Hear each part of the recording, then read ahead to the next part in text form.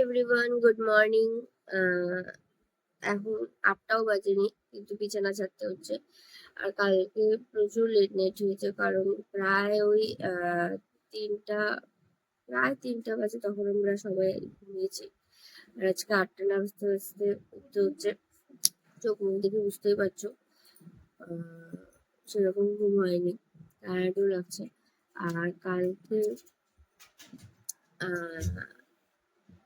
রাত্রেবেলা তেল দিয়েছি মাথার মধ্যে, চুপচুপা করে তেল দিয়েছি।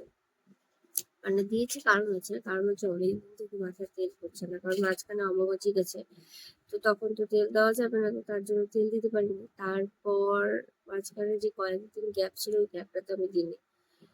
তো কালকে মামি ছিল, মামিকে বলেছি ভালো করে তেল দিয়ে দিতে, দিয়েছি ভালো করে, কারণ আজকে আমি শ্যাম্পু করেই নেবো, তো ওই জন্য আমি তেলটা দিয়েছি।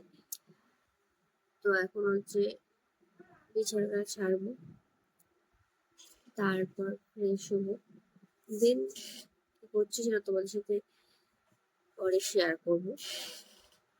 আর কালকেও প্রচন্ড ব্যস্ত ছিলাম, মানে পুজোর আগের দিন যা থাকে আর কি, তো সেরকম ঘুম কিছু হয়নি। তো তাও কিছু করার নেই, এখন আমার করতেই হবে।